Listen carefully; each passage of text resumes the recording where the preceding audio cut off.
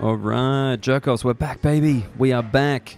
The reason I'm stage whispering is because we are in Starbucks in Manchester, up in the goddamn northwest, which is somewhat appropriate because today's guest is from northeast of the UK, Newcastle-Upon-Tyne. Newcastle obviously has a sister city in New South Wales in Australia, which is just called Newcastle. We don't name our cities in regard to their closest river because we're normal. I don't know why the UK is so into that, but there you go. So talking to Lauren Pattison from Newcastle-Upon-Tyne. My family, on my dad's side at least, comes from Newcastle in Australia. And the cities are quite similar. They both had a big coal mining backgrounds. Very working class, very proudly working class, but also producing their fair share of famous people. And I'm excited to get her on the show, man, because I really enjoyed talking to Adam Rowe from Liverpool. And Newcastle is kind of like another one of those northern towns which really does have its own identity. Like I think most people would be familiar with the football team. You might not be as familiar with the fact that Rowan Atkinson is from Newcastle. For some reason, I think Sting is from Newcastle as well. Weird, right? Doesn't quite have the accent. You're probably most aware of Newcastle because of Geordie Shore, because that thing took off. I don't know what that is. I've never watched it. I'm not saying you're a simple person if you have watched it, but it definitely doesn't float my boat. But it's got 18 seasons. It's very popular. That accent has become, very well known, and that kind of lifestyle has become very well known through the show. So, I'm excited to have Lauren on, man, because she is one of the fastest rising stars in UK comedy. She was nominated for Best Show at Edinburgh last year, sold out her entire run this year in like 3 days, which is absurd. She's been starting to get a bit of TV. She's supported Katherine Ryan, among others, on tour, and she's only 25 years old, which obviously means she's a piece of shit, and I hate her because I'm older than her, and she's doing way better than me. Just kidding. I don't mind. I think if I had any success at the age of 25, I would be the worst person in the world. But Lauren is super lovely. Like, she's like one of the nicest people. I'm sure that will come across in this interview. It's a little bit of a longer one, but she did have a lot to talk about, so I refused to cut it short. Everything in this thing needed to be said. I think anyone who's never been to Newcastle will definitely want to check it out, and I think any Australians and Kiwis in the UK who are missing a palmy will get around Newcastle pretty quickly, given what Lauren has to say. One thing I just wanted to, little tip of the hat before we start the episode. I don't know if I've said it on the podcast, but I've started saying quid. Yeah, that's right. I don't say pounds all the time. I'll say quid. I'll give it a go. I refuse to adopt an English accent or most English slang, but I think quid is very acceptable. But I've been getting shit from my Australian friends and my English friends for saying it. And it got me thinking, where does it actually come from? Quid, as a shorten for pounds or anything like that. And apparently, it comes from quid pro quo. That's right. That's how nerdy English people are. They take the Latin, the quid pro quo, like, you got to give something for something else, and they've made that their abbreviation for currency, which is the opposite, because in Australia, I think the reason I say quid is because in Australia, I'd say bucks, no problem. Like for dollars, short, bucks, that's cool. And then I was wondering, where did that come from as well? And apparently that's American. It originated in America, and the reason it happened there is because back in the day, when the Americans were negotiating and trading with the Native Americans, the indigenous population of North America there, they would trade in deer pelts. That was one of the most valuable things they could trade in, deer pelts. So there you go.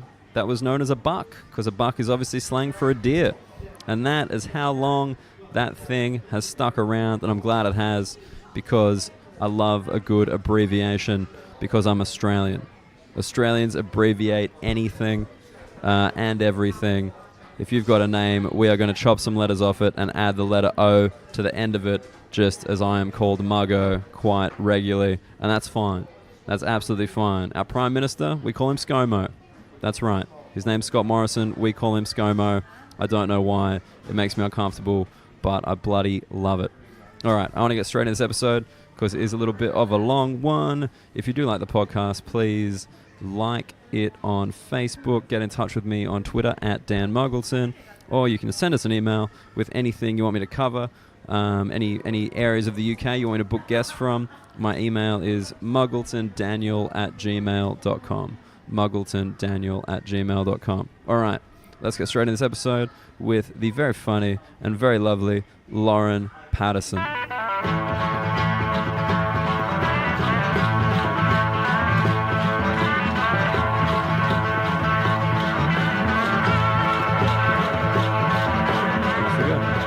It's happening. We made it. And now we have to chat for real. Yeah. Not just that fun, casual chat. Cup of tea chat. The professional chat, yeah. Drinking builder's tea. Builder's tea. See, that's something I've never heard of in my life. This is what amazes me. I never realised how things are localised. Like, you just assume everyone knows what you're talking about. With the builder's tea? Builder's tea, yeah. Milk, sugar. Well, I would say in Australia, builders don't even drink tea. Let me just blow your fucking mind. Yeah. There's no mugs on the work site. Tea. They're drinking Monster Energy drink. Yeah. They're drinking Fanta. What's the other one? Is it not Gatorade? Is it Gatorade? There's Gatorade, or sports drink. I can't remember. It was something with a G that I drank in Australia. That was gross, but it was alcohol. It was alcohol? Yeah. Oh. It was so cheap. It's not goon. Goon, that was it. So like the builders are drinking wine out of a bag on the job. Bag wine. Bag wine. That's a staple of any Australian teenager's life. Yeah. It's wine very crucial. in a bag. It's so cheap. Like, it's absurd. But it was cheap. It's super cheap. Yeah, it's like I think it's more expensive now. When I was 16 drinking goon, it was like I think like $15 for 5 liters. Wow. So that's like £8. That explains everything about Australia. Right? And this is what we did. Yeah. And you mixed it with we used to mix it with orange juice. Ooh. So it was goon and juice. So it was called Goose, but then we called it Maverick, you see, like Top Gun. Uh-huh. That was when I was 16, that felt pretty cool. Yeah. That felt pretty cool to say. But now 29, no. Nah, not at all. We even had this argument in our flat last night with a north-south divide. So my boyfriend's from London.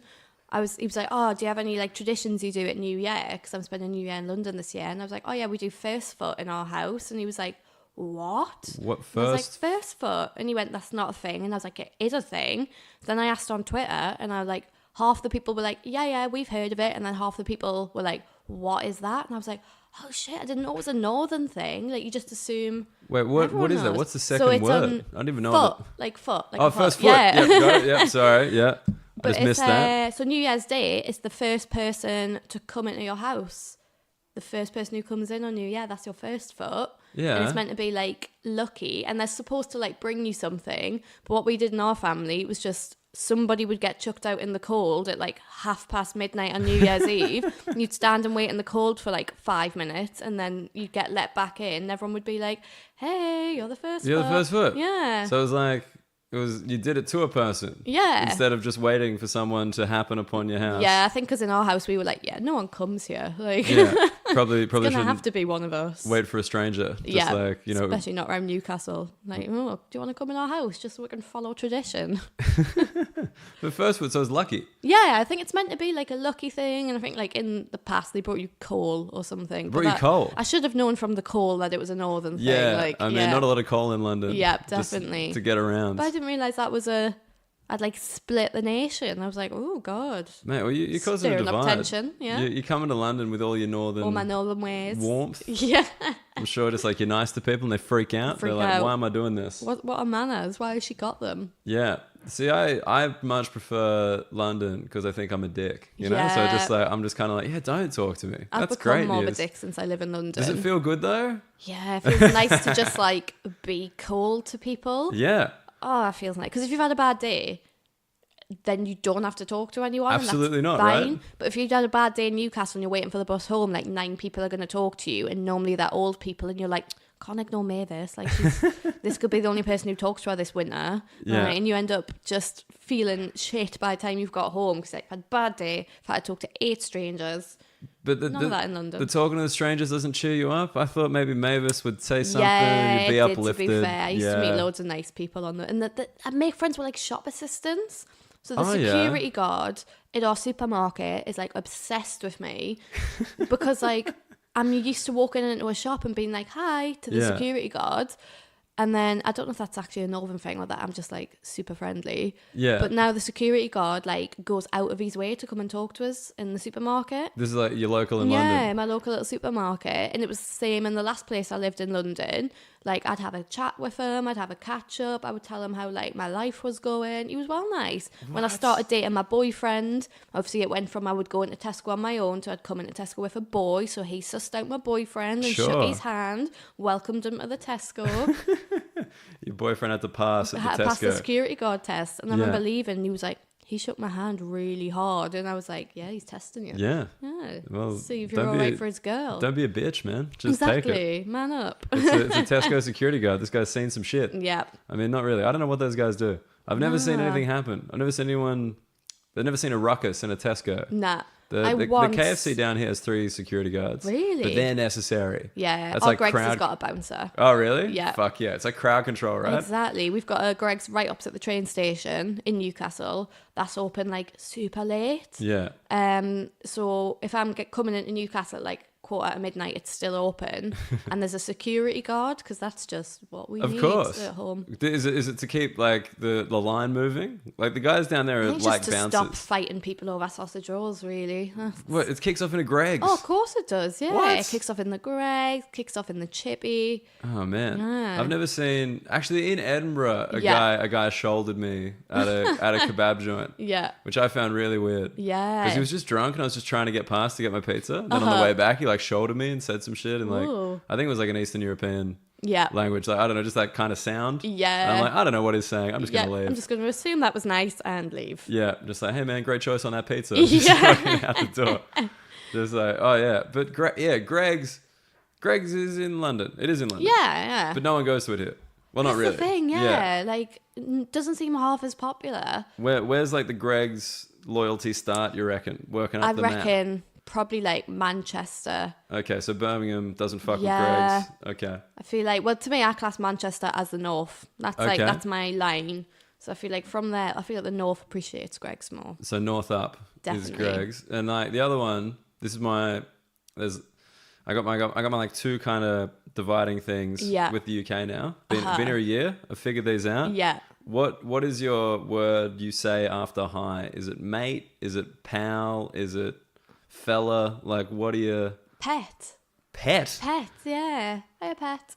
Get the fuck out. Yeah, What? pet. Everyone's a pet up north. Just like to a dude? You'd say it to a dude? Not to a bloke.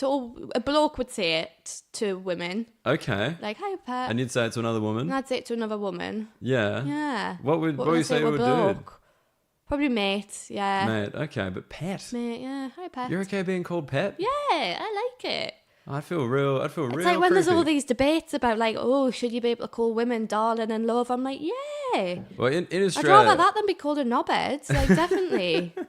I think they just, I don't know what the preferred one is. I think they just want Yeah. hey. I think they want to cut it off at the Yeah, hey. cut it off. But- That's like when I worked in a restaurant, like, I wanted to avoid saying like sir and madam because I was like, you never know. Like, I Yeah. don't want to call a bloke a sir if he's not a sir. Yeah. So for me, the best way, I called everyone darling, or everyone, like man or woman, I would call everyone darling. So when I'm giving them their food, I'd be like, this one's for you, darling. Right. Like, that one's your drink, darling. That was your safe. That was my darling, was my safe, because Ah. it sounds non-threatening in my accent. It includes everyone. See, look, it sounds very non-threatening in your accent. Yeah. That's what I got to say. Like, if I said in my accent, it's like creepy. Yeah, What yeah. look.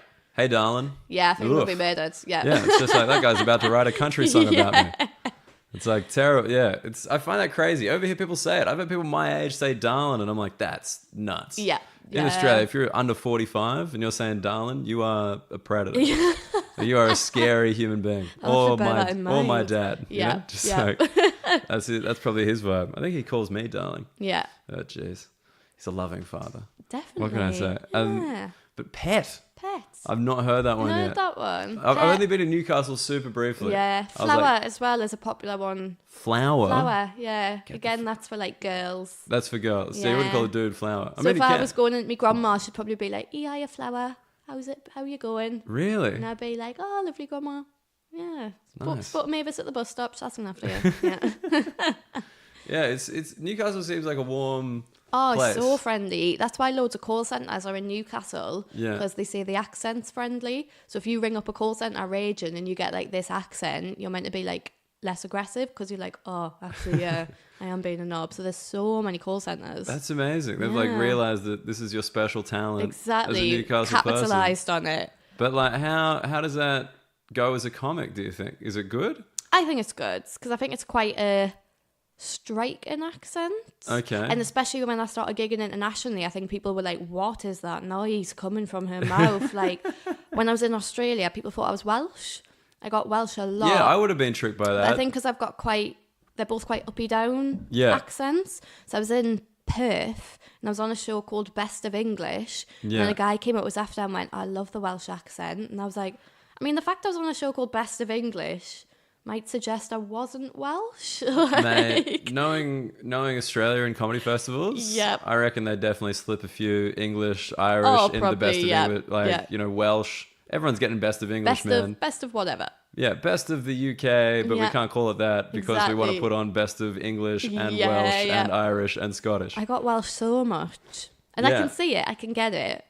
I think it's that sing-song kind of like... Yeah.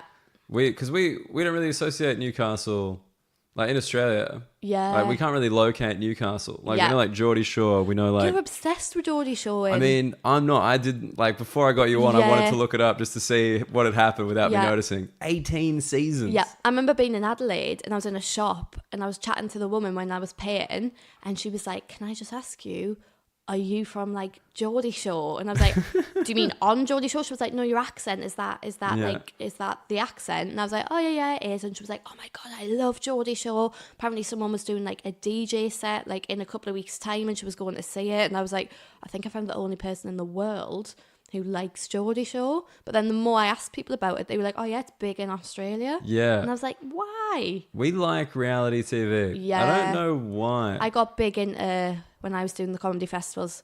Was it Not Married at First Sight? Was it Married at First Sight? Married at First Sight, yeah, that's huge, man. That was massive over there. My friends work on that. Yeah, I enjoyed that a lot. It's horrific. My girlfriend watches it and she tries to get me in. You know that thing? Like, come on, you'll like this. And I'm like, no. No, keep me out. Yeah, but she can't watch cartoons. Really? Yeah. Oh no. This is the thing. She my mate has a theory that like women don't like cartoons. Yeah. And I'm like, I don't know about that, but she definitely doesn't. Yeah, She's I'm not like, big into them. Yeah. Like my ex used to love like Adventure Time and stuff. Yeah, right. And I'd sit and I'd watch it and I'd be like, isn't this for kids? And he was like, you watch Despicable Me? And I was like, that's different. That is different. That is art. Oh man, the cartoon thing. His theory is that, well, she's like, I can't empathize with a drawing, and when I watch something, I want to empathize. Yeah, I get that. And I'm like, that's not why I'm watching. Yeah. I watch those videos of people falling over. I fucking love that shit. Yeah, no empathy involved. None. Yeah. The less empathy, the better. Actually, I want to empathize enough to be like, oh man, that would really hurt. Yeah. And then that's I feel you. That's the end. And I I feel enjoy your pain. it. Well, I'm sitting with Lauren Pattison. Yeah. The Geordie Shore's Lauren. Yeah. That's the thing I like. That'd definitely be an Australian thing. Would be like, you're from Geordie Shore, right? And you're like, yeah, I'm from Newcastle. And it's like, no, you're from Geordie Shore. Yeah, I literally had this conversation in Adelaide with a lad. He was a lovely lad. He worked in like the bar, and he was on about Geordie Shore. And I was like, yeah, but it's ironic because like, Jersey Shore was called Jersey Shore because of the shore kind of thing. Yeah, because there's a shore. Whereas Newcastle's not actually by the beach. Like, no. We've got, like, we're half an hour from a beach, but those places aren't actually classed as Newcastle. So it's weird why it's called Geordie Shore. And he was like, no, but it's called Geordie Shore because, no, it might be Geordies we're having a conversation about. I was like, half of them aren't Geordies because Geordie is Newcastle and there's so many who are from like Sunderland and Middlesbrough. And he was like, no, like they're called Geordies if they're from like the shore. And I was like, I'm from Newcastle. Like, mate, I think I know what I'm talking about. And he was like, no, that's why, like, Geordie means, like, they're from, like, the shore, like, that bit of Newcastle. And I was like, okay, you keep explaining my city to me, and I will just nod. That is every dude. Yeah. I like that. I would have pulled that move back in the day, for sure. So let me tell you about your town. I'm from 11,000 miles away. I think I know more about your town than you. And I was like, okay. Like, so do you know where the term Geordie comes from? I don't, actually. Are you aware? I didn't. See, this is the thing. I didn't look up that specifically, but there was a singer called Geordie Ridley, and I'm like, is that why? Yeah. like his like nickname, his name was like George or something, but like Geordie Ridley, or maybe that like came after. Because we had George Stevenson as well. Right. He did something with a train. Something with a train? Yeah. Something with a train. Something with a train. That involves Newcastle. It was good. Maybe he's involved. Yeah, he's the two of them, involved. power Okay. team. Well, we gotta figure this out. I'll put it in the little post episode thing. I'll put it somewhere. We invented Lucozade as well. You invented Lucozade. Yeah. City of Dreams. The City of Dreams. Yeah. City Lucozade. Geordie Shore, Lucozade. Something to do for train. This is good. This is like some kind of low rent shit. You know what I mean? Yeah, It's like exactly. Lucozade. Lucozade it seems to be the fix-all here. you know? I don't get that. In Australia, it's all about Gatorade, Powerade. Yeah. But you guys don't even have that. Nah. It's just all Lucozade. I remember Powerade being out when I was a kid, and then it just seems to have completely like disappeared. Couldn't take over everywhere. Lucozade. Nah, People are Lucozade's too held loyal strong. to those lovely accented Lucozade drinks. Yeah. Just from the Newcastle. It's funny that you don't know Geordie because like I had Adam Rowe on. Oh, and I was yeah. like, where does Scouse come from? Yeah. And he's like, I don't know. Yeah. And I'm like, come on, man. You're like, you are Liverpool in a human being. How can you not I know where this comes where from? Smoggy comes from. Smoggy. So Smoggies are people from Middlesbrough, which is like an hour on the train from you. So it's still the northeast. Right. But it's because they've got a lot of like factories and stuff. It was quite an industrial place. So there's loads of smog. Sure. Across the city. Okay. So that's why they call them Smoggies. Smoggies. So I know that one, yeah. From Middlesbrough. Yeah. And Interesting. then Sunderland's Mackhams. But I don't know why they're called Mackhams. Mackhams. Mackhams, yeah. So you've got the wow. Mackies, the Geordies, the Smoggies. You guys have a ridiculous slang Yeah. It's in crazy. this country. Ridiculous. It's nuts. But like, I think it must be fun though. Like, I Yeah. definitely like coming over here. I enjoy like how you guys are like, but obviously they're Mackhams, and you're like, what? Yeah. Who are you talking about? I lived with a Mackham at university, and like my other flatmates were from down south, and they were like, "You sound the same," and me and him were like, "What? No," because we didn't. Like to me and him, we can pick up on the differences, but Of to course. anyone else, they'd be like, "That's just a northeast accent." Oh yeah. But we got raging about it. We were like, "Don't say I sound like him." No. Oh. So you went to uni in Newcastle Yeah, as well. I So did. Are you like peak Newcastle? Peak You grew up Newcastle. Newcastle, went to university in Newcastle. And then betrayed them by moving to London. Is that seen as a betrayal Oh, up there? massively. What? Every time I come back, like, there's just a crowd of people booing us on the platform. Like, no, you're not welcome here anymore. And I'm like, I'm sorry. Does that affect in terms of when you put shows on up there? Does it affect numbers or anything like that?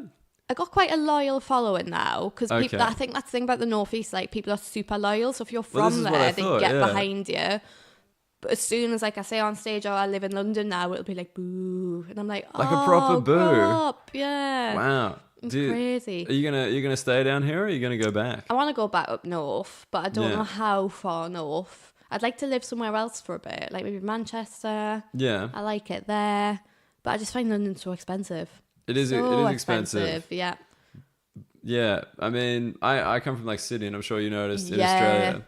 Australia's just expensive. Oh, yeah. Not like just Sydney. Yeah, so All of expensive. it. Every single bit. I I don't remember know going why. into a shop and paying like $6 for a bottle of pop or something, and I was Yeah. like, okay, I'm gonna have to budget a bit tighter here. Yeah, no, insane. we pay a lot of money for everything. Yeah, That's what we do. And we got sunny beaches, so you do not Exactly. complain. No one questions alright? it. Just have a good time. Yeah. Have a good time out there. But no, so why'd you come down? Why'd you come down to London? Why'd you get out of the north? I came down for comedy.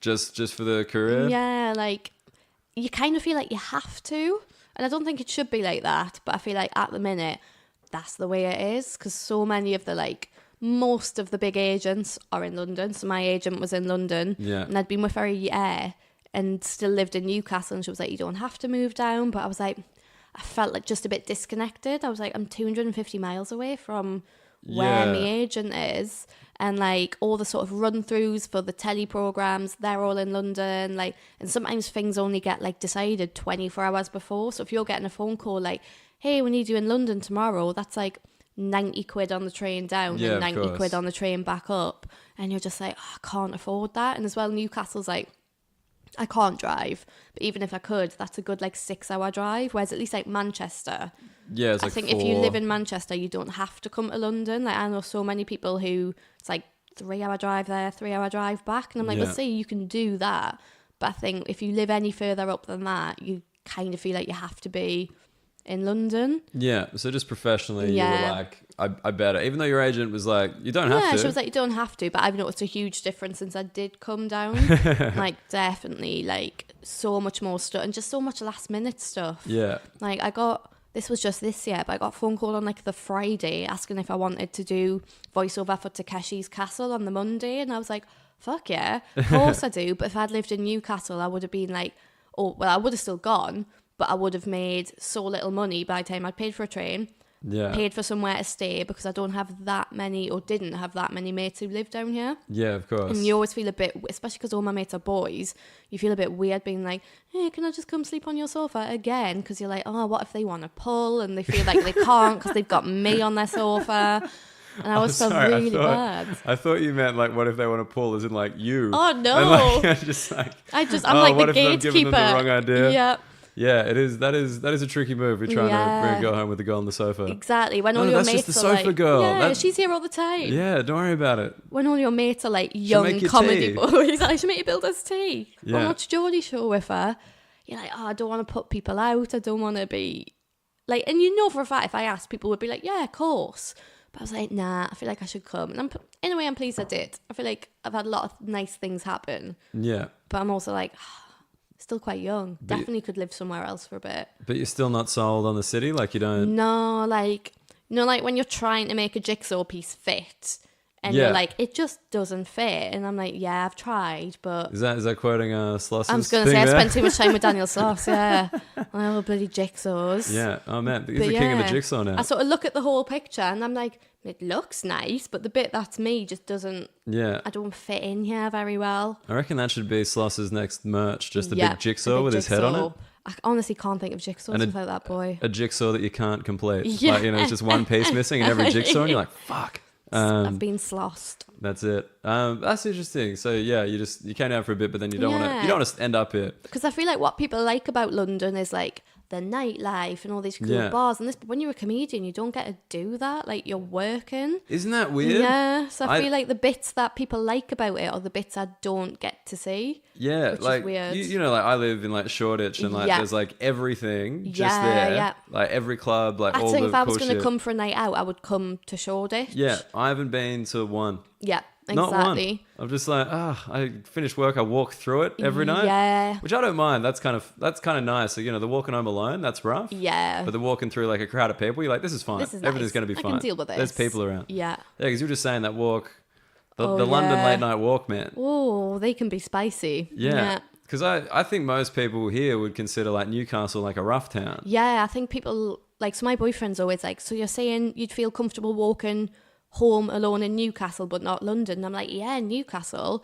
I used to walk from the city centre to my like flat where I lived, and it was like a 40-minute walk, and it wasn't well lit, and it was through housing estates, and I wouldn't bat an eyelid. Yeah. But it's probably a mix of that's where I grew up, that's where I'm But it's the comfortable. thing, you know. Yeah. You can spot just so you can spot like a sus cunt. Exactly, Like just like, yeah. You know which streets not to walk down, and Yeah. you know which bits to like avoid. Of course, like I'd not walk through like a park on my own or anything, like regardless of where I lived. Yeah. But like I just felt so much more comfortable. Whereas in London, I'm like, oh my God, every day could be my last. It's like crazy. It is kind of weird because you get here and people tell you the horror stories. Yeah, Of like moped crime, acid Definitely. attacks, people Was pushing you someone on the at tube. Stratford Station a couple of weeks ago? I was getting my eyebrows done in Stratford. They look great, by the way. And the woman, thank you, very flaky. The woman was like, oh, did you hear what happened at the station the other morning? And I was like, no. And a man had attacked another man with a screwdriver at 6 o'clock in the morning because he wouldn't give him a cigarette. And I was like, oh, great, now I'm scared of the morning as well. Like, yeah, 6 a.m. You get up early. no You're like, time is "Fuck." safe. Oh, no. And I was just like, welcome to Stratford. Welcome to London. No time is safe. No time. I like that. Oh god, that's an overreaction. Yeah, and why did he have a screwdriver on him? It's 6 in the morning. Well, maybe it was a builder. Builder. Yeah, he didn't Hadn't get had his his tea. tea yet. Bit grumpy. Bit of a grumpy boy. Yeah. Wait, so builder's tea, milk 2 sugar. That's just Yeah. Some people universal? just say milk 1 sugar, and I'm like, nah, it's milk 2 sugar. It's a builder's tea. that's if you like a apprentice. Yeah. You know, builder's apprentice, you get the 1 sugar. And it's when like you're quite a proper builder's strong tea. So if you gave them like a proper milky cup of tea, they'd be like, no, Okay. it'll be strong. So milk, if there was some like builders doing some work on your house, Yeah. this would be expected. Yeah. Like I wouldn't even ask how they like their tea. I would just make it like that. Would you even ask them if they want a cup or just bring a cup Oh, I out? would just bring it. See, I ask when people do stuff here, and they always turn me down. Really? Yeah, I've never been able to get a tea off. You're the number one. Yeah. You're the first person I made a let's tea take for. a cup of tea. I'm so British. Yeah. Oh man, tea is great. Yeah. Like, I got nothing against that. My mum had to cut down. Really? In Australia. Yeah. She was drinking too much, getting caffeine headaches. Ooh. So I had to go to green tea. Nice. And she was like, "This is fucked," and went back on the hard stuff. I'll just take some paracetamol. It's fine. Yeah, she's a powerhouse. Wait, so the second question about where you live in the UK. Yeah. What do you call a sandwich? What do you call the roll that you put? Oh, it's a bread bun. Bread bun? Yeah. Okay. So you got your slices of bread, but if it's like what some people call a bread roll, yeah, that's a bread bun, not a bap. Not a bap. Not a bap. Not a roll. It's bread bun. Bread bun. Yeah. So you'd say like, can I get a bacon sausage bread bun? I would be like, have bacon sausage sandwich. Yeah, but right. the actual bread, I'd be like, if someone was like, oh, can you get me some bread? I'd be like, what, sliced bread or bread buns? And be like, bread buns. So you do the double bread bun. Yeah, bread but buns. what about like the equivalent of bap? Would you say That's bap? a bread bun. That's a bread bun. Nah. Okay. I thought there's another one up your way. We got stotty bread. Stotty, I what's love that? stotty bread. So it's like really thick, doughy bread. Okay. So it's a lush. So it comes in like a circle. It's about like this thick. And then it's so good with ham and peas pudding. Beautiful. Ham and peas pudding? So nice. Okay. Again, my boyfriend's never had peas pudding. And I was course like, not. yeah, you need to change that. Do you bring him up? Do you bring him up to the Newcastle? Yeah, he's been up. I've got him on a Parmo. He's had a Parmo. What's a Parmo? Oh, so, right, imagine a pizza. Okay. Take away the dough. Yeah. Replace it with fried chicken. That's a Parmo. Wait. Like a schnitzel? Yeah. You know, Parmies. Yeah. Yeah. Get the fuck out of here. Yeah. Because you can't get them in London. Exactly. So when I landed in Australia and they had like schnitzels and Parmies on the menu, Yeah. I was like, oh my God, it's Parmo. And they were like, nah, mate, it's a Parmy. And I was Yeah. like, no, Parmy or a Parma? And I was like, I can't believe I can go from Newcastle to London and not get a Parmo. But I Yeah. can go 11,000 miles to Australia and everywhere I had them. Mate, we came here and we're just like, where's the schnitties? Yep. And nothing. Yeah, nothing. So good. It's like, it's so weird because like, have you noticed that every culture has a schnitzel? Yep. Yeah. Like Japanese, like katsu? Yep. That's a schnitzel. Uh-huh. That's a schnitzel, baby. Everyone's You got can't one. escape it except London. You can't Yeah. get your fuck. You get that Hunter's chicken Oh, thing. yeah, that can fuck off. Dude, that's the worst. Yep. I keep giving it a go because I'm like, this is surely their equivalent of a schnitzel, so it must yep. be good. Nah. It's just like, it's barbecue sauce with like a big slab of bacon on top Bacon, and cheese. And it sucks. Nah, not at all. Oh, man. I can't get into it. Parmo, brilliant. Parma. That's so nuts that it's up there. Yeah. All right, well, now I have to get back to Newcastle. Yeah, and I remember asking Matt if he knew what a London pizza was. And he was like, no. And I was like, oh, well, I assumed it was called a London pizza because it was something to do with London. So it's a margarita pizza Yeah. with chips on it. And like, if you go to like pretty much any takeaway in Newcastle, there'll be a London pizza on the menu. Of course. And it's pizza, chicken, sometimes garlic sauce. And Matt was like, that is not That- a thing. And I was like, yeah, London pizza. And he was like, if anything, that should be called a Newcastle pizza. And I was Yeah. like, London pizza. London pizza. That's Yeah, fine. pizza chips. That is the most disgusting thing I've ever heard in my life. Yeah, But I've it is never gross. wanted to eat something more immediately. Yeah, it's like, you know, when you like can't decide, do I get pizza, do I get chips? Just get a London pizza. Get a them both. London pizza. Takeaways in the northeast are something special. Londoners would fucking hate that. Oh yeah. They would be like, how dare you? Yeah. Our pizzas are great. They're Yeah. proper Italian. Oh, man. Dare you besmirch them with chips. Oh, man. Yeah, I think you guys, whenever I've been up north, you guys have like the takeaway culture that just like warms my heart. Yeah. Like, Yeah. because Sydney and Australia's got chicken shops. That's our big thing. Yeah. And so you get your Portuguese chicken, your regular chicken. Yeah. But you guys do like, it's kind of halfway between that and a diner. Yeah, definitely. Just like it's got so much on the menu. And you're like, Yeah. how is this They possible? definitely only ever sell like 3 things off it. Exactly. It's brilliant. And as a foreigner, you've got to Yeah. decide what those 3 things are. Because if I you don't love order it. one of those 3 things, you're getting You're something fucked. that's been in that fridge for 6 years. Yeah, just blowing the dust off it. Yeah. No, just like I've seen. It's like have you been to the States before? No, nah. Oh man, Uh-huh. one of the funniest things in the States is how they do like Chinese food in Brooklyn. They'll just do like, it'll be like, yeah, so you want this like Szechuan chicken wings? Yeah. And you're like, okay. Uh-huh. Then what do you want it with rice or chips? And I'm like, rice? This is Yeah. Chinese, isn't it? And then they bring it out and it's just like a deep fried kind of chicken wing. Yeah. With like kind of like a soy sauce kind of on it. Yeah. And then just rice, just and stuck you're a like, Chinese flag in it. yeah, and like everybody else there is just like chips. Obviously, what are you nuts? Like Yeah. this is the takeaway. Oh, We just called it Chinese. Tell for some you what, I reason. loved in Sydney, and I genuinely dream about it. Italian Bowl Italian in bowl. Newtown. Really? Oh my god, I fell in love with it because I was staying in Newtown. Yeah. And like I went there like every day. I ate so much pasta. Like, What? I don't know what it was. I just loved it. You love that place? Yeah, I'd Wow. never been somewhere where I was like, I can combine what I want on my pasta. This is I can choose my sauce. I can choose. This is incredible. Mate, I know people who swear by that place. Yeah. I've never. I I've loved been it. like once, maybe like on a date like 5 years ago. Yeah, Yeah. Wow. I was big Italian into it. bowl. I still think about it. Still thinking about Like, Italian bowl. Yeah. Are you going back this year to Australia? I'm not going back to Melbourne. Yeah. But I think I'm going to Sydney. And Yeah. then I'm going to New Zealand. In New Zealand? Yeah, That's they were cool. big on pies in New Zealand. Big on pies. Yeah, I remember asking, like, because I like to try whatever is from that place. Yeah. So, like, in Australia, they were like, have a palmy. Yeah. And then in New Zealand, I was like, what should I eat here? And they were like, what do you mean? I went, well, what's your, like, thing? And they were like, pies. Pies. And sure enough, in McDonald's, they've got, like, pie on the menu. You can get pie at McDonald's. Right. I was like, amazing. Admittedly, I shouldn't go to McDonald's to try the cuisine of No. the country. Probably not the but- best way to do yeah.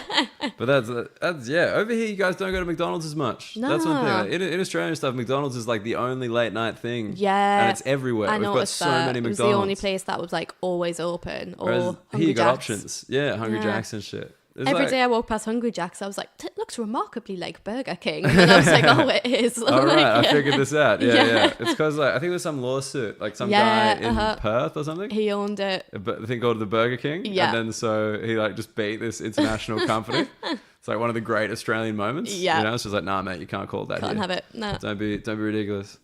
Wait, so is there like, this is one thing about like the north-south thing Yeah. here that I've found, right? Because I obviously don't have a horse in the fight. Yeah. You know what I mean? Like, but there seems to be like a lot of kind of stigma going both ways. Yeah, totally. Like it's not like one making fun of the other and the other one's being like, oh, it's Oh, fun. yeah. It's like both sides think they're right and are both as ignorant as each other, definitely. So I Yeah. thought like, So what's it like dating a dude from London? well, like, I just instantly thought he was posh. Okay. And then as well, he was like, what do you mean I'm posh? Like, I'm not posh. And I was like, yeah, but you just, to me, that accent sounds posh. Right. And then as well, when my mum and my dad met him, they were like, oh, he sounds posh. And again, it's not that he's posh, it's just that to us, we hear someone speaking properly and we're like, oh, la-di-da, check him out with look his at you. enunciation. Yeah. That's the only difference is he speaks properly. But then, Oh, yeah. so is your accent considered not proper? But like, I think people associate like Geordies were being, well, not just Geordies, but like the North being a bit thick. I mean, yeah, I would say that's And fair. like, yeah, and I think you hear this accent, as soon as I hear this accent on like, you know, if they do a news report and they're like, now we're going to ask the British public what they think about Brexit. I hear this accent and I'm like, they're going to say something stupid or racist. Oh Right. my God. Oh, Like that's no. what they use you for. Yeah, and I they're feel just like kind this, of like, and this here- accent especially gets used to be like, oh, I'm just a stupid Geordie. Oh, I don't even know what I'm talking about. And it's like, oh no. And again, I think Geordie Shore like perpetuates that because Yeah. they're like, oh, look at them, they are thick and they are this. And I'm like, yeah, but that's nothing to do with their accent. Like they're thick and stupid and just happen to have a Geordie accent. Yeah, and that's why they got put on the show because Yeah. they're thick and stupid. Exactly, They weren't yeah. looking for the smart ones, and Yeah. that's the best they could find. Definitely. Yeah, but like because Newcastle's a university town, Yeah, so we So, got like- two. I went Northumbria, which is like the poly. the poly. Yeah, so they were like polys are universities that didn't used to be universities. Right, gotcha. And then they become like uni. So it's seen as like the less good one. Sure. So people who go to Newcastle Uni, that is a good uni, but everyone at Newcastle Uni nearly is like a bit posher. Sure. And I think you go to Newcastle Uni to do like something like politics or science or like something Yeah. smart, and then you go to Northumbria to do sport, business, drama, like yeah, cool. but we're good for that. We're a good uni for business and we're a good uni for sports. And then Newcastle is a good uni for like the more academic subjects. But Yeah. again, there's a rivalry in the city between the students and they proper fuel it with like club nights. So they'll have poly versus posh. And like the posh t-shirts will be like, your dad works for my dad. And then the poly t-shirts will be like poly till I die. And it just creates this massive like class rivalry. Wait, people actually wear those shirts. Yeah, Like yeah. your dad works Your dad for works for my my dad. dad, and it's so That crazy. is insane. And Who it's would like wear how no wonder people go into the adult world with this like chip on their shoulder and this like divide, if it's been like fueled at uni by being Yeah. like, oh, you know those kids who go to that uni literally 5 steps away, yeah, they're better than you, like they're this and they're that, and it's weird. Is there like a pride for like going to the poly, like as in? Yeah, like I was proper proud to be Northumbria, because I was like, Yeah. but it means like I'm here not because me dad's rich, and not because like I've had a private look, I've got to uni off my own back and this and that, and I was like, yeah, but I'm doing a drama degree, but like, they don't need to know that. This is fucking uplifting. Yeah, all right? I feel This like is there's an more of a uplifting like drama degree. working class pride going to like Northumbria, because it's a bit more of a like a salt of the earth place, and like you kind of, I'd say people at Northumbria value the party side over anyone who goes to uni in Newcastle. I mean, you guys do university well here. Yeah. I think Australia does it real bad. We all live at home. We kind of go local. You guys, like, you go to the thing and you move out and you party, and it's like mayhem. Definitely. I still can't get over those shirts, man. Just like just straight up being like, hey, do you want to enjoy this club night? Let's make all those guys hate you and make you hate them. It is. And then they'll get like people up on the stage, and there'll be like games against each other. And then whichever uni wins, like, and then we had, I don't know if they're doing it this year, I think there was a big kick-off over it, Stan Calvat. So it's like a cup between the sports teams at the two unis. Oh yeah, that's pretty normal. Which is quite, that I liked. I was like, well, that's a bit more like, you know, university spirit, whereas getting people drunk and just making a class war. Yeah, it's a bit probably weird. A bit dodgy, yeah. So that is, are you from like a working class background? Is your family working class? Super working class. Super working class. Yeah. All right, lay it on me. What's super working class? I've got like a coal miner. Yeah, I've got like a mum who works like in a shop. Yeah. Like proper classic supermarket mum. Yeah. And then a dad who I don't know what he does, but he does it. Okay. And I'm like, there we go. That's good. That's that one ticked. Me and my sister, different dads. Right. The classic working class. Is that classic working class? Classic working Different class. dads? Different dads. Sure. Yeah. What else? Yeah, I went to like a proper rough school. Right. And then went to uni, and everyone was like, who does she think she is? And I was like, I'm doing a drama degree. Like, come on. So there was proper backlash for you just going to university. My school as well. This is genuinely true. Like, there was this really cool thing. Well, not cool, but good thing in Newcastle. And it was called Ashlands. So it was if you got pregnant, like when you were a teenager, rather than miss out on your education, you would go, and it was like based in a hospital, and you'd go and you'd continue your education, but you'd also learn how to be a mom, essentially. So they'd prep you, which I think is a really good thing. It means the girls get an education, but also like kind of aren't just like, you know, shunned because they've got pregnant. But so many girls from my school were getting referred that they just moved it to my school.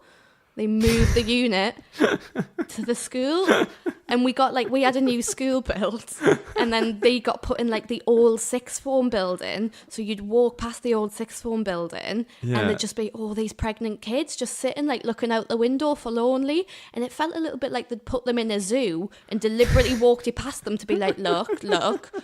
Do you want to be pregnant and sitting in the grotty old sixth form building? No. And you'd be like, oh.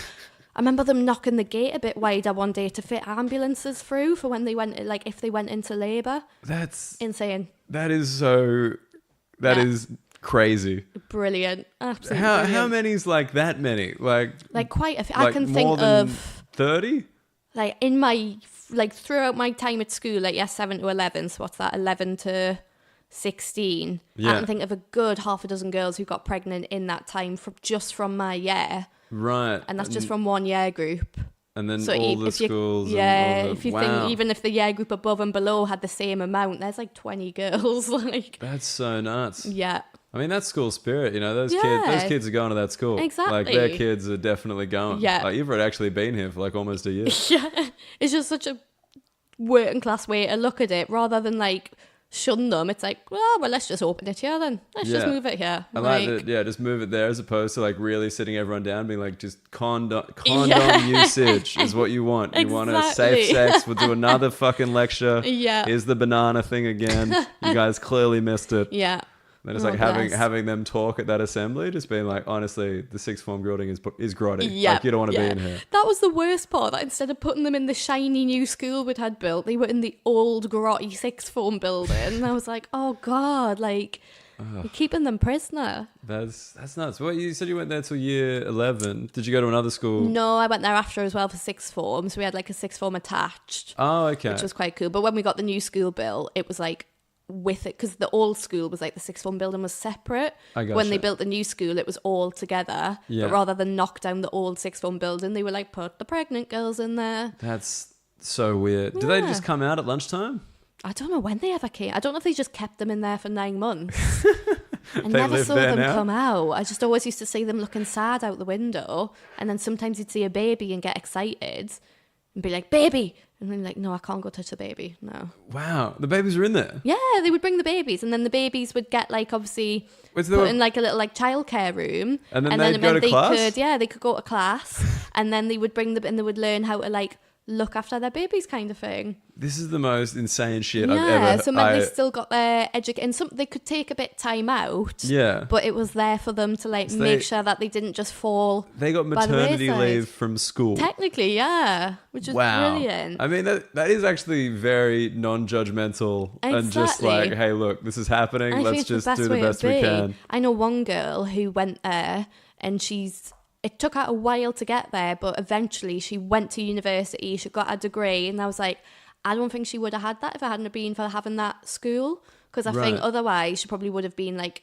not necessarily kicked out of school, but she would have obviously had to leave school and Yeah. probably never would have had the inclination to go back. But if you're like being kept in education and being able to like bring your baby and like learn kind of things, I think it took her a lot longer, but she's still got a degree now, and I'm like, that's brilliant. Good Yeah, on of you. course, yeah. Like I struggled to get a degree without a baby. Yeah, like if so I had did a I. kid as well, I would be like, oh god.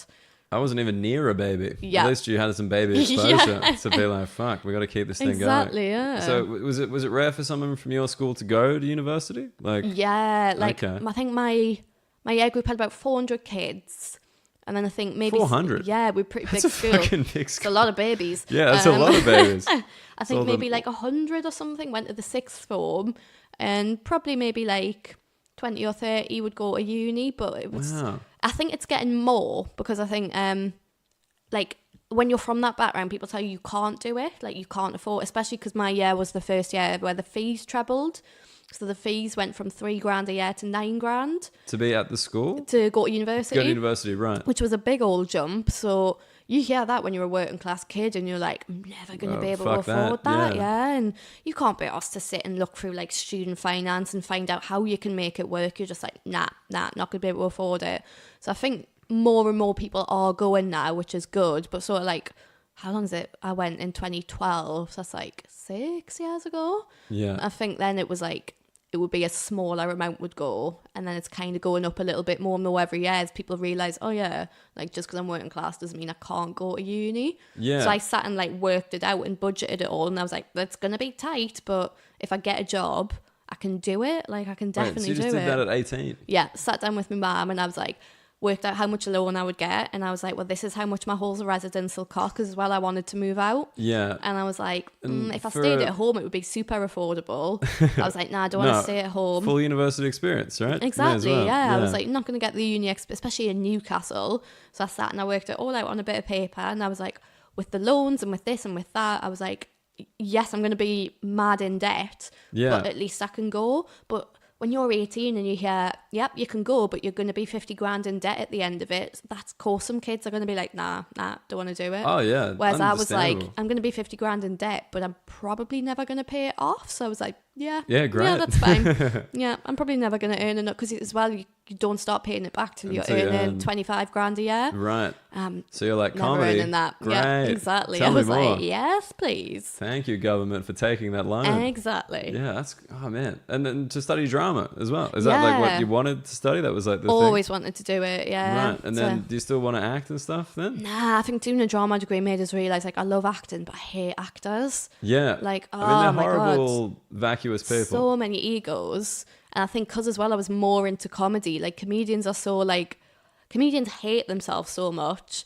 and actors bloody love themselves. Yeah. So I was like, I felt like there was a real conflict between me doing all this self-deprecating stuff and everybody else being, look at me tap dance. And I was like, I don't want to watch you tap dance. Can you tap dance? I can't tap dance. Can you sing? That thing, I was the only person on the course who couldn't sing, Ah. couldn't really dance, but I could act. So But you're you a just s- feel you're a single so. threat I in was the a business. single threat in a sea of triple threats, and I was Yeah. like, oh my god. But it was good because any other degree I think would have been useless for us. Yeah. Like I didn't want to have a job in like a science field or in any other field. I wanted to have a performance-y based job. And I was like, it's probably best to do a drama degree. I love drama. I'm going to enjoy the course and I'm going to get stuff out of it that'll feed into what I want to do. And do you think that has been helpful with your comedy? Yeah, definitely. Like, right from when I started comedy, I had really good stage presence. Right. But it's because I was used to being on stage. Yeah. Like, and I was good at looking confident because I was used to being on stage. So all the things that I think take like an open spot, maybe like a year to learn, I had it from like my first couple of gigs because I was like, I can fake being confident. Like, I can stand on I can like do this sort of stuff. And I think as well, it's less of a disappointment to your parents when you've done a drama degree and then do comedy rather than like train to be like, or do like a degree in maths and then be like, I'm going to be a comedian, because they feel like you're throwing away a future. That's exactly where I was at. Yeah. Law degree. Yeah. And now look at me. Exactly. So many people do law and then end up doing comedy. Yeah. And their parents are like, why? And I was like, this is why you do a drama one. Where's your one? You're just like, Yeah. Mom, I did it. Yeah, I look, fucking did it. I did a good thing. Yeah. It's not drama, so to speak, but Exactly. it's close. It's close. It's It's the opposite related. of drama. Yeah. But so with that background, has that made like kind of all your success and like TV stuff like even crazier? Like, how do people deal with that back home? It's weird because like I never got into comedy thinking it would go well. It was just a hobby. I know it never does. And if you do, it doesn't go well. Exactly. And I felt like it just snowballed. So I think as well, like to do things like to get nominated in Edinburgh. Yeah. Because everybody's always quite like snobby about Edinburgh, and they're like, oh, it's always like a certain kind of person gets nominated. And I was like, I was a young working class woman who was in the Pleasance, which I think straight away that's the venue I always wanted. I wanted to do my debut in the Pleasance, and people, especially from the northeast, were like, oh, the Pleasance isn't like for people like us. It's for but like the Pleasance like has that kind of it got a bit prestige to it, kind hasn't it? of posh, like it felt so it's where you go to see unattainable. a very intelligent show. Yeah. I was like, that's where like the proper comedians are. And I was like, well, you know what? I'm a good comic. Why can't I go there? So I set my sights on getting it. And when I got it, I was like, it's weird. Like, I think some like things that people believe are just self-perpetuating. Yeah. So if you're wanting to like, if you're from a working class background, say like especially like Northern, and you turn to comics and be like, hey guys, I want to be at the Pleasance, and they're like, oh no, the Pleasance is for like posh middle class, then they're not going to do the free fringe. So they're not going to apply, and then when the next lot comes round, they're going to be told the same thing because they're asking their mates and their mates never. And I know what you mean. It just keeps happening. It. Like, because everyone had said you can't be working class people don't do well at the Pleasance, or like working class people don't belong in the Pleasance. And I was like, why? And people, again, a bit like uni, oh, you won't be able to afford it, it costs this. So I sat and I looked at the budget and I broke it down, and I was like, I might not make money, but I can afford to do this. Like, I can. If you get enough people through, it'll be okay. Same with like PR. Everyone was like, oh, only posh people can afford PR. People who save money can afford PR. Like, my PR. Are you just like a genius budgeter? Yeah. So I worked out, I was like, if PR's £2,000, divide that even by 10 months, that's £200 a month. And my belief, I was like, if you're a comic who is needing PR, then that means you are good enough to be bringing in more than £200 a month in gigs. Sure. Like, to me, if you don't need PR, if you're not a professional comic doing like relatively well, like otherwise it's just a waste. Otherwise it's a waste. I was like, well, if you're at the level where you need PR, you should be earning enough that you can save for it. So I got a job while I was working in the restaurant still, and I saved all of my tips. Yeah. And calling people darling, lot of tips. And I also put, because I wasn't gigging as much then because I was working in the restaurant, but I put I think I put 50 quid a month from my gigs into like a separate bank account. And then I was like, as long as I can make £150 a month in tips, and when you stretch that out across 4 weeks, that's like less than 50 quid a week in tips. Any waitress can do that. And I saved up every penny of my PR in tips from the restaurant. And I was like, all you have to do is be able to, and I know that, like, say if you're older and got a family and got a mortgage, maybe it's more difficult, but the position I was in, I was like, I can still save money. And I was like, right, so see, I've proved everyone wrong. I've saved for PR. I've not skinted myself doing that. I've got into the Pleasance.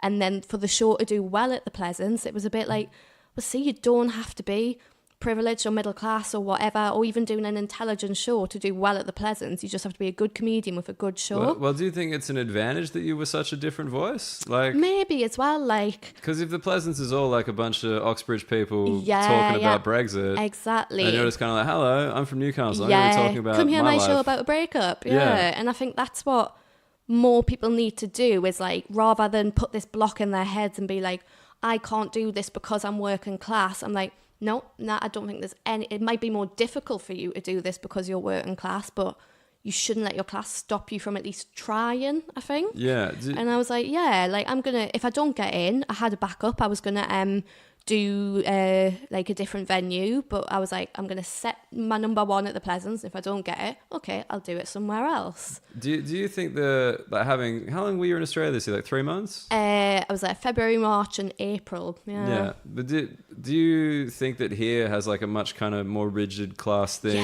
than Australia? Totally. Yeah. And so like, how does that work when you do, like, you know, you're currently doing very well? Yeah. Like, do they still kind of talk to you like, you're gonna be on the television? Yeah. It's the telly. Your Like, whole family's gonna watch. do you know what that is? It's the big shiny box in the corner. And I'm Yeah. like, yeah. Remember you. Geordie Shore? You're gonna be like You're Geordie gonna be Shore. like Geordie Shore, but But more drunk. And I'm like, thank you. But is it like that, or is it like once you kind of? It's weird because, like, I don't feel like I get treated any differently, but I think I've still got that imposter syndrome in my head where I'm paranoid. People are like, oh, why is she here? And I feel like when I'm on like I've only done little bits of TV, but the last bit I did was roast battle. Yeah. And I was Against Tom Tom Horton. Horton, who's a previous guest who So lives in excited. the Tower of London. Exactly. That's a mighty friendship we have there. Yes. Breaching the class divide. But like, I feel like I'm super polite to everybody. Sure. So I'm like, oh, thank you, please, yes, this, that. And like, I feel like I'm extra polite because I feel like I don't belong there. Right. And I know that's just a lack of self-confidence and a bit of like class imposter syndrome kind of thing where I'm like, I don't belong on the telly. Like, I don't belong here. So I feel like I'm always extra, but it's not like that. Like, I've never seen anybody treat me any differently. But also I find it super weird when people are really nice to me. Sure. Because I'm like, why are they being like, well, You're I'm freaking literally out. just like you. Like, oh my God. And I think probably because I've worked a lot of like service jobs. I worked in restaurants. I worked in bars. Yeah. I'm used to being spoken to like shit. So to go to work and even as a comedian, like, You're the customer. Yeah. And like you're like the very exciting customer. Exactly. And I'm like, why are people being so nice to me? Like, this is odd. Yeah. And then I feel like, as a working class person, that I'm like, oh my God, I don't want them to think I'm this or that. So I think that's as well why I'm extra like nice and try and be as down to earth as possible so they can be like, she's just like us. So you go even further. Just Yeah. to be like, I haven't forgot where I've come Try from. and out polite. Jenny- I'm like Jenny from the holding block, doors still there, open it's all for good. runners. Oh man, yeah, I find it so. Like, that's been that thing with the royals I've seen. Like my girlfriend's big into the royals. Like Meghan Markle is like just opening her own doors and shit, and people are up in freaking out arms about it. They're like, you can't, because the door opening guy is going to be out of a job if the royals start. Yeah. Whereas in Australia, I feel like you're either a bogan or you're not a bogan. Yeah, pretty much. I feel like that's it. And you can either be a really rich bogan. Yeah, it's like, So, you're a but that bogan? is- No. It's just like and you don't even look down on bogans really. Yeah. You just kind of, they're just like bogans. They're just this kind of separate thing. Yeah. I But find some it of them are weird. they're like most like not most, but like plenty of bogans are fucking loaded. Yeah. And yeah. like it's just they don't use that to buy a class. Yeah. They use that to buy jet skis, Yeah. right? It's a different thing. Definitely. They're not like, my kids are going to university. They're like, my kids are riding this fucking jet ski. Yeah, definitely. It's so weird. But is it weird going back now to Newcastle, or do you Yeah, think? I panic so much that people will think I'm such a panicker. Yeah. But I go back and I'm like, I don't want people to think I've changed just because I live in London and just because I've started to do little bits of telly. I'm like, I'm still skint. Yeah. I've still got. But if I lived in Newcastle, I wouldn't be skint. But because I live in London, like, my money doesn't go as far. So Yeah. I'm still like, you know, budgeting and struggling. Like, I'm not going back to Edinburgh next year because I just can't afford it. Right. I worked really hard to do one. Obviously, I saved for the PR and I budgeted and this and that. But then because the way that Edinburgh is, you don't make much money. Because there's a lot of people who take any money on a ticket. Cut and cut. For anyone who doesn't know how festivals work in comedy, like if you get like a full package with PR and director and everything like that, you're likely to see half. Yeah, so I don't know if I'm allowed to say this. No, I did.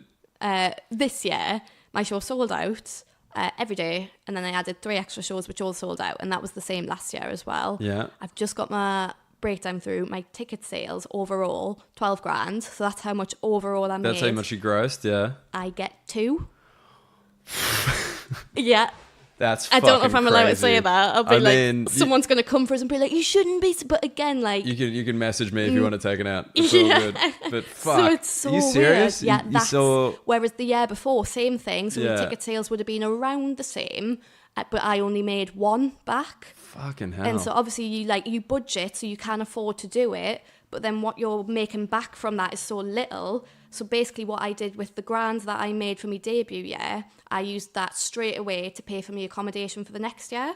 So I was like, right, this year has paid for, or 2017 paid for 2018's accommodation. And then again, I was doing comedy full time by that point. So I did save £200 a month from me gigs, which really in the UK is like a Friday night gig, it should be, or like a weekend gig. Yeah. So I was saving £200 a month for me PR, saved that separately. My accommodation was covered from the year before, and then obviously all the other costs just come out of your ticket sales pretty much. Yeah. But then to get that budget back, or get that small amount of money back, I'm like, I can't do this every year. I can't scrimp and save and budget to be able to afford it and then make so little back. It becomes like not profitable. It's a month. Like it's a month. Yeah. It's hard work. If you do a month worth of gigs, you're making more than $2,000. Yeah, and that's what I'm going to do this year. I'm like, I'm going to take a year off. The money I'll make in August picking up the gigs because other people are Edinburgh will be more than what I would have made in Edinburgh, and obviously with less outgoings.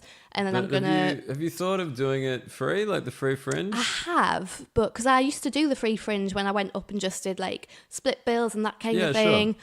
But I think the rooms are just so bad, most of them, and I'm like, even if you do the free fringe, you're still spending $1,000 on accommodation, like, so you're still. Even though everyone's like, it's free, I'm like, but you still have to pay £1,000 for accommodation. I still can't get over the fact you only saw 2 of that 12. Just because I remember, like, you had, a fire alarm go off? Fire alarm go off twice. And you kept doing the show in the street. In the car park. Because the first time it went off, obviously no one knew what was happening. And then by the time we got let back in, it was 40 minutes later and only about 10 people came back, which I can understand because people have got other shows to go see. So when it happened the second time, I was like, yous have paid for a ticket, but not only that, I've paid for this room. Like, I have paid to do my show in this room. I went, just follow me, I'll find somewhere to do it. And I did. Just did it outside. Yeah. And I was like, yeah, like when you're paying so much...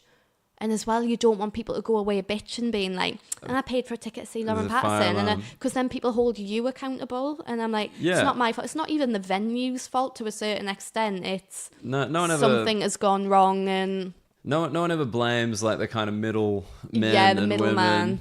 But I was like, they're the ones that get a lot of the money. And they're also the ones that never have to do that extra work. Never have to. But I just wouldn't want to...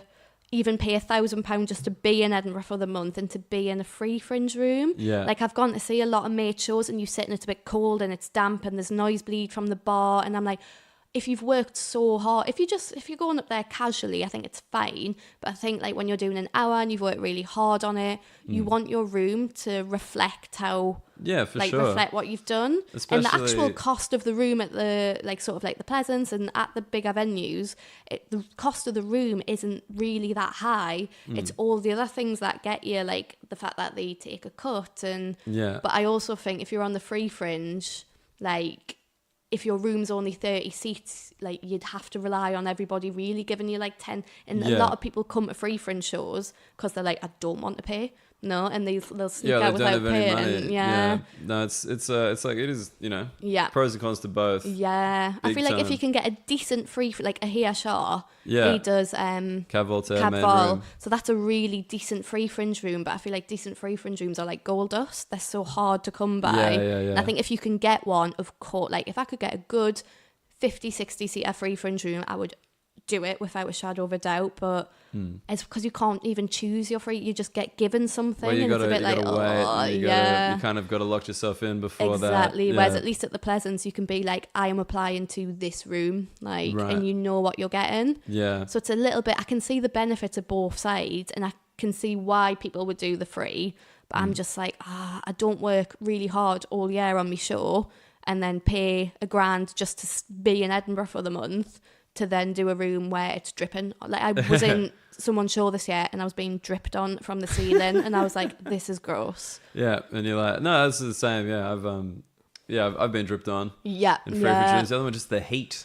Yeah, just the sheer heat. Or the of a opposite, the free fridge cold. room. If you're in like one of the cavey kind of rooms, and you're like, I'm nuts. so cold. But it's a weird thing we just put ourselves through. Yeah, it's bizarre. Every month. It's just, I think mainly Edinburgh is so the comedy industry can just go to the same place to see everyone. Yeah, it's like a trade. People describe it as a trade fair, and I think that's so right. It's like we're essentially a caravan that someone's trying to sell. It's like, you want this caravan? It's good. Because I remember being gutted. Different. Like, oh, look at this one. It's northern. Yeah. I was gutted to make so little money. Well, everyone tells you, but you should just be happy to make anything. And I'm like, nah. Like, I saw what my ticket sales were. Like, of course, I'm going to question why I get the smallest slice of the pie when I've done the biggest work. But then you look at it, the work opportunities I got after that were a lot more profitable. So I got the Australias, and obviously got like brought out to Melbourne. So that was all paid for and stuff, and Montreal. And I'm like, yeah, really, I can see the perspective when people are like, it's an investment. Yeah. So if I hadn't done that and like turned away grumbling that I only made like the smallest bit of money, I'm like, but I went to Australia for 4 months and most of it was paid for, and I earned money while I was out there, which was more than I would have made in the UK, and I missed winter and was in Australia. Got to go to Montreal. Got to have a palmer. Exactly. Got me little palmies. Got 2 weeks in India. Like, I got all these incredible opportunities that I wouldn't have had if I hadn't have done that show. So it's so frustrating because you're like, I can see that perspective, but I can also see that I wish I'd made more money while I was there. Yeah, it's like you're there like the kid with the...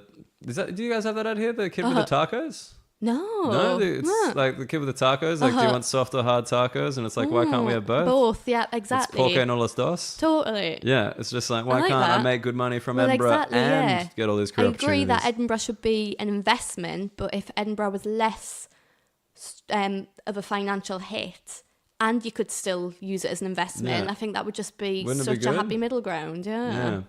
It's, wishful thinking. We can't do that. That'd be no, insane. we can't have comedians make money and have career opportunities. What? Not happening. Pick your poison. Yeah. We gotta bloody wrap up soon. Mate. We're doing very well. But I just wanted to ask about Katherine Ryan. Yes, I love her. Because she, according to your Wikipedia page, I checked it out. Have we got Wikipedia? You've got a Wikipedia. Really? It's brief, but it's there. Amazing. It is there. Well, no, yeah, she's been a big impact. She's been amazing. I owe a lot of things to her. So people always say like 50% of comedy is hard work and 50% is luck, and I totally believe that. So I've worked hard, but also, I mean, everyone would say you've worked hard. You just talked about your 24 months of budgeting. Exactly. My sort of like career plan. Yeah, calling people Darlin for that sweet venue money. 10p tips. Honestly, I used to keep me tips in a sock because I was worried that people would steal them. Like living in a house share, you never know like who's coming into your room. So I kept them in like, your girlfriend might have some, like the fluffy bed socks. How many people did you share with? I was in a house with 3 other people, but also there was always like people over for like parties and comics staying over. Yeah. And I was like, I don't want someone to say like, come in my room and just see like a pile of money. So I kept it in a sock. And then whenever I went back to Newcastle, I would take my sock money and I would just tip it out on the floor, and it would be like 10p's, like pounds, like just a shit ton of money kind of thing. And my dad would be like, where is all this money coming from? And I was like, I promise it's waitress and money, but I can understand how it must look to your dad if you just turn up with a sock of money and you're like, can you bank this and not give me it for 10 months, please? Like, that's nice. Mean, yeah. No drug dealers, strippers or prostitutes are getting paid in coins, you know? Unless I'm a really bad stripper. Yeah, it's just like, look, I'm a budget stripper. Yeah, throw me your change, please. Yeah, you gotta, in strip clubs, the strippers have to pay. Yeah, they have to pay money to the pole. Like, there's like pole hire money, and they got PR. It's not true. They don't. They just get all the money. Yeah. Strippers get a better share of money than comedians. But I did and more laughs. But fun, anyway. I did Funny Women, and Katherine hosted it. Right. So this was like the final, and I came runner up. Jade Adams won. Wonderful Jade. Jade. I really like Jade. I know Jade. Yeah, so she yeah. won the year I did that. And then that was in the September, and then it was the May the following year. I just got a tweet off Katherine, and she was like, "How much material have you got?" Yeah. That was it. And at the time, I was doing paid 15s, but just doing paid 15s. Just and breaking into that mainly middle. in the northeast. I was doing like the Stand, maybe some for like Manford, but I wasn't really doing many places. And I went, "Oh, what's it for?" And she was like, "I need someone to do my tour support in where was it? The Lake District in like Kendal." Okay. And I was like, "Yeah, I can do that. How much do I need?" And she was like, 20 to 25. And I was like, "Yep, I've got that totally." And I was like, "Fuck, I don't have that." But I was like, "I'm not going to turn it down." Couldn't get a Kendal because I didn't drive. So I was like, "Dad, can you drive us to Kendal?" And he was like, "My dad hates driving," but he drove us. Yeah. And I remember I didn't tell anyone because I was worried it was a mistake. Sure. But I was like, if I go there, I'll just see what happens. I basically did my 15, but did it slower. And that's the day I learned that I talk very fast, and my 15 is a 20 for everybody else. But and in I a talk much so bigger, fast. warmer venue. Exactly. It tends And it was to drag out a little lovely. bit. Yeah. And I came off, and she was like, "Oh, I've got another one in Middlesbrough. Would you like to do that?" Because she likes to try and get people sort of from the area. Yeah, she wanted someone which who is knows the quite smoggies. nice. Knows the smoggies well. Yeah. And it was brilliant. And then she was like, I bumped into her at Latitude Festival because I'd done the Chortle Student Award, sure. and your prize for getting to the final is you perform at Latitude. So I bumped into her there, and she was like, "Oh, I'm going back on tour in the autumn. You should totally come and do some more." And I was like, "Yeah, definitely." But and then she got in touch, and I did more in the autumn. But after the show in Middlesbrough, we were sat eating chips and cheese and gravy because she is a real girl. And Well, she's Canadian. Canadian, yep. So she was like, "It's called poutine," and Yeah, I was like, there you go. "It's chips and cheese and gravy." Yeah, there you go. And she asked if I had an agent, and I was like, "Oh, me, an agent? No, who would be in?" Because I hadn't even. I think it's much more of a London mentality to like start writing to agents. Dude, not whereas, not in Australia at all. Yeah. Like most people I know don't have an agent. don't have an agent. It's Yeah. just like you don't need it. Whereas here it's like, "Where's your agent?" Exactly. I feel like since I've been in London, people write to agents so much sooner than they do. Like up north, you don't even consider it. And I was like, "Oh no, I wasn't thinking of writing to agents for like, God, like another like 2 years or something." She went, "Well, my agent's interested in you," and I was like, in my head, I was like, "What the fuck?" Because that was United, and I knew from an actor's perspective that United is like the shit to be with. Your drama degree. Yeah, so that's fucking when the coming drama right fed in. into it. I'd like Bang. done extras work with people who were like, "Oh my God, you know the lead girl, she's with United." And I was like, "Oh my God, what?" And then I looked up who her agent was. And then I looked on my Twitter and on my comedy page on Facebook, and I realised she was following it. And I was like, and I was due to go down to London for 3 days to do just like shitty little gigs, like, Of course. but classic London. And I put it on Twitter, knowing that she was following it. I've never told my agent the story. If she's listening, hi. I put off to London for 3 days to do some gigs. Details on my Facebook. Hope someone signs me so I can like go on to seek my fame, like something like that, fishing massively. And she turned up. No way. She turned up. It was in Shoreditch. It was the old comedy cafe. I don't know if you lived here when it was open. No, but I know Brilliant of venue. it. Yeah. And she turned up to that one, and it was honestly like something out of a film. She came up to us in the interval, and she was like, "Hi, I'm Carly. I'm like at United." She gave me her email, and then she just like drifted off into the night, and I was like, "It worked. It bloody worked." Yeah. So I emailed her. She came to see me at Latitude. She came to see me in Edinburgh that year, and then she invited me down to London for a chat. And I spent so much money on this train down to London. I sat in the offices with them. And then she was like, "So yeah, if you want any more like help and advice, just let us know." And I remember getting on the train back and being furious. I was like, "I've just spent so much money to come down for this chat." And she's just said, if I want any more help. I was like, I thought that we were going to have a chat about representation.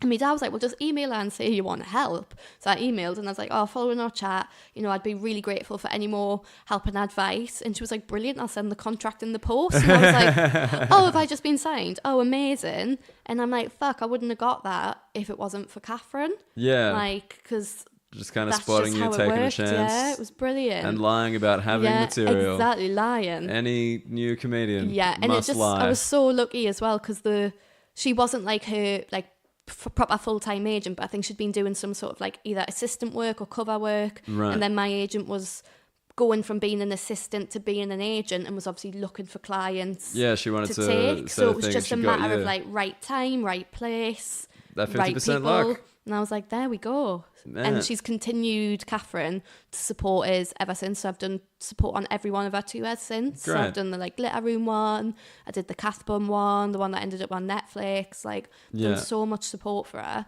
And she also, when I first moved to London, I got lost.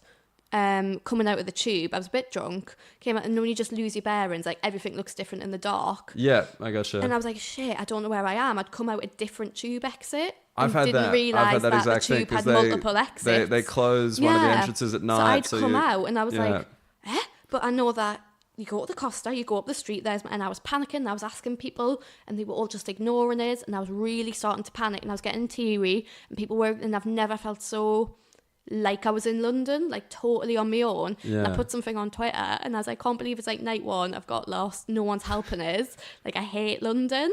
And I was planning on just sort of sitting and calming myself down for a bit and then asking someone again. And Catherine tweeted us and she was like, send me a screenshot on the map of where you are, I'll send an Uber to come and pick you up. And there was this proper fanny on of me not being able to quite work out where I was, and she was like, just screenshot the map. And then eventually like but then the Uber couldn't find us because I had like moved or something, and she was like, I've told the Uber driver that you're my sister. And apparently he was like, well, why is your sister so drunk? And Catherine was like, and eventually he found us. And I was like a minute from my house. Like, he started to drive in the Uber. And you're like, oh. I'd given him my address, literally got in the car, drove maybe like a minute, and he was like, is this it? And I was like, oh yeah. Yeah. And then to Catherine used to, when I supported her, she would do that story on stage and she'd be like, she was outside her fucking house. And I was like, I wasn't outside it. I was very, very close to it. Oh man. What a woman. Well, look, Lauren Pattison, thank you so much for bringing some northern flavour. Bit of northern spice. Not just northern flavour, northeast. Yes. Very different. Specific. Don't talk about the northwest like it's the northeast. Yeah. You jerk. These are the things I get in trouble for. Yes. Have you got anything coming up? Is there anywhere they can find you? I'm all over the place. Yeah, I got all my dates on my Facebook and on my website. What is your Twitter handle? My Twitter handle given it's been is so handy. Lauren Pattison. And then my website is Lauren-Pattison. Lauren-Pattison. I don't know why I did the dash. And now Did someone I feel have like Lauren Pattison? I think maybe someone had Lauren Pattison, but now I feel like, you know, like a 13-year-old who's made their first like Hotmail account. Yeah, brutal, right? Yeah, and I'm like, oh man, I'm stuck with that now. But that's all right. People are going to remember the dash. Yeah. They're going to love it. How do you spell Pattison? Tison. Done. And a PA at the front. And no shows coming up? You've done your Soho. I've done my Soho run. I'm pretty much done for Christmas. I'm doing my Peachy one, which was my Edinburgh one, in Leicester for their festival in February. And then I'm Leicester all over Comedy the place. Festival. Leicester Comedy Fest. When are you there? February the 8th and 9th, I'm there. And I'm there February 10th. Amazing. We'll have a beer. Great weekend. Nice. Good weekend for comedy. All right, thanks so much for chatting with me. Thank you. Oh, how his blade did gleam with my brother's blood and its awful steam, his opening smile. All right, that was my chat with Lauren Pattison of the Northeast, representing the whole goddamn Northeast for you guys. A Geordie, a proper Geordie. As I said, I would put in the etymology of the term Geordie.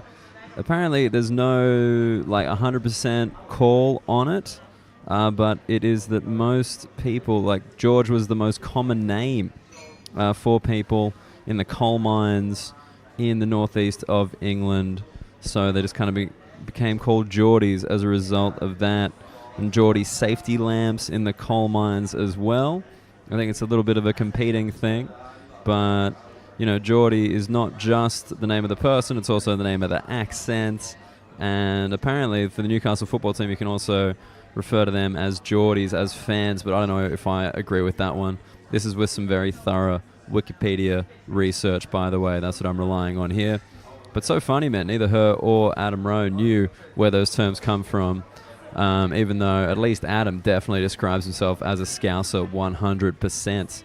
But yeah, I thought that was a really interesting chat, man.